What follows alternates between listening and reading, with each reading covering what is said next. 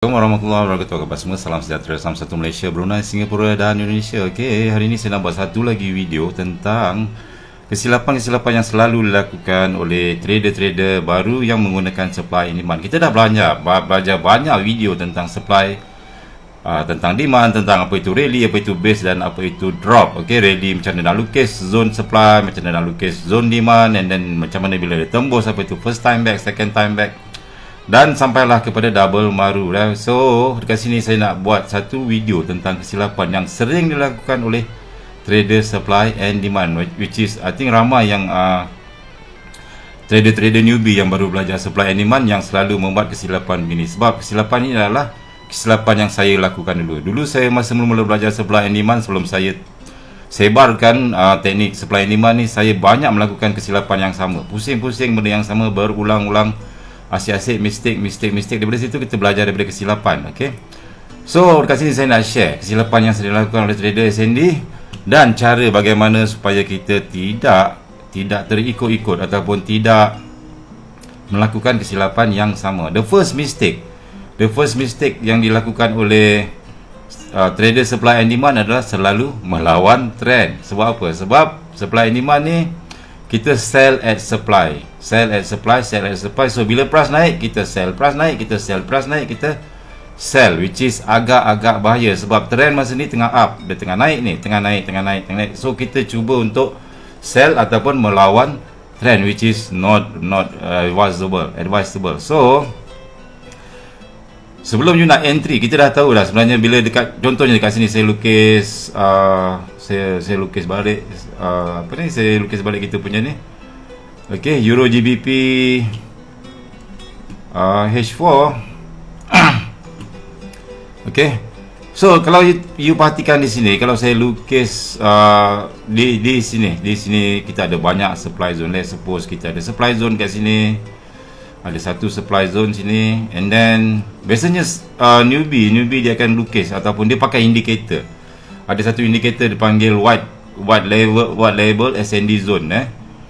So dia pakai indicator, paling senang lah sebab dia malas ataupun dia senang dia cakap pakai indicator, jadi dia terus pakai indicator, which is not really good. I not advise you guys semua guna indicator. Sebab supply and demand dia bukan teknik bang, dia lebih kepada kefahaman dan juga keperhatian kita terhadap market. Apa yang berlaku pada market, apa yang berlaku kepada supply and demand dan berlaku pada chart. So biasanya indikator tu dia akan lukis macam ni, kotak 1, 2, 3, 4, 5, 6, 7. Dia akan lukiskan semua supply zone yang ada masa price turun.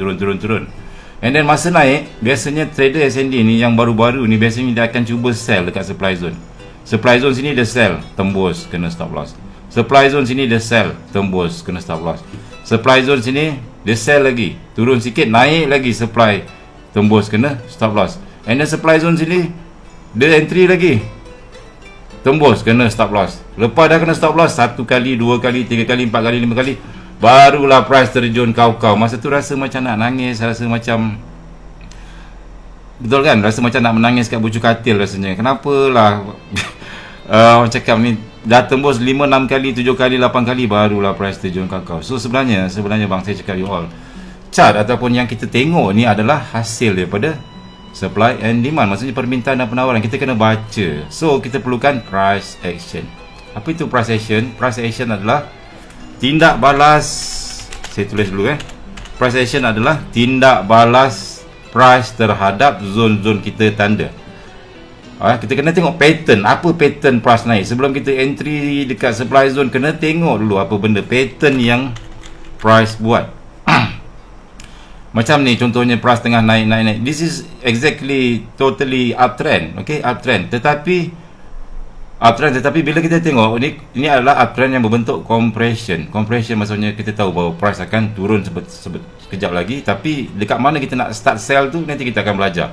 So pattern ni sangat-sangat penting. Contohnya salah satu pattern yang price action yang penting adalah fake out. This is my favorite. Fake out. Kalau tak ada fake out, jangan masuk. Okay, and then kita ada fake out, kita ada compression ataupun CP. Compression, CP. And then kita ada CPLQ, compression campur liquidity. CPLQ maksudnya compression plus liquidity, LIQUIDITY, liquidity, CPLQ. Ni. And then kita kena gabungkan dengan SSR. SSR ni tempat yang kita belajar support. Kita dah belajar support resistance. Masa ni lah kita nak gunakan benda ni semua. Ini price action is very important. You don't simply entry kerana ianya adalah supply zone. Okay. So contoh dekat sini saya lukiskan sekejap. Biasanya newbie dia akan setiap zone sell, setiap zone supply ni dia akan cuba sell. Dia akan cuba sell, tembus, kena stop loss, tembus. Actually which is not good. Bila you nak entry satu-satu tempat, satu-satu supply ataupun satu-satu zone tersebut, first kali you kena tengok mana penting. Tempat-tempat penting SSR. Kita dah belajar SSR. So kalau dekat sini in case katakan you naik, price naik turun, ini adalah bentuk compression iaitu pemadatan, which is kita akan belajar nanti video bab 3 ataupun bab 4, compression dan CPLQ. So dekat sini kita tahu dah bahawa price akan turun sebab demand dekat sini dah banyak yang clear. Cuma di mana kita nak sell, masa itulah kita campurkan dengan price action. Kita campur SSR, first markingkan SSR. You tengok kat sini mana-mana multi time frame, ambil satu horizontal line, you just standard. First kali you akan cari support and resistance yang exactly sama baris. Contohnya di sini kita ada support. Okay, kita ada support yang shadow dia betul-betul shadow. Kita dah belajar kan SSR. Also sini kita ada satu, sini ada satu. Okay, so this is very significant resistance. Dia ada dua resistance yang exactly sama baris. 1, 2. So this is SSR. You campur dengan you ada resistance, you ada support, and then sini pun you ada support lagi. Okay, line ni I suka line ni sebab exactly shadow dia betul-betul touch, betul-betul perkataan betul-betul sangat penting. Betul-betul touch kat sini, betul-betul touch kat sini, betul-betul touch mantul. So ini adalah kita punya SSR. Okay, so dekat sini and then kita campurkan dengan fake out. Nanti kita akan belajar video seterusnya, saya akan buat video. So zone-zone supply yang you nak entry sell kat sini tak valid ataupun tak sesuai untuk entry. So sebelum you nak entry, you dah tahu kat sini ada compression, kita campurkan nanti buat advance. Di sini kita ada resistance. Okay, kalau saya tarik sampai belakang, ini kita ada resistance yang sama baris di sini. So kemungkinan akan berlaku setup fake out. So ini adalah fake out. Okay, fake out R1, R2, R3, R4 exactly sama baris juga. So dia sama baris. So kemungkinan bila price lalu kat sini, nanti dia akan laju naik atas untuk ambil stop loss orang ni semua. So masa itulah kita akan sell. Okay, dekat sini kita ada compression CP dan di sini kita ada CPLQ. Maksudnya price CP ni bentuk dia macam ni. Kalau you tarik sambung yang atas punya, sambung yang bawah punya, dia akan bentuk makin lama makin runcing, macam rising wedges, macam baji. So you expect masa ni you akan baca market. Actually bila kita buka chart MT4, kita bukan simply sell at supply buy at demand, tetapi kita kena tengok market SSR, campur dekat mana SSR, dekat mana fake out, dekat apa setup price tengah buat, compression ke, dia tengah buat CPLQ ke. Bila ada compression, bila ada CPLQ, kita dah tahu dah price dah nak reverse. Bab advance nanti you akan belajar bab 3 dengan bab 4. So dekat sini saya punya advice adalah make sure bila you nak entry sell at supply zone, buy at demand zone, make sure you campurkan dengan fake out, make sure campur dengan compression,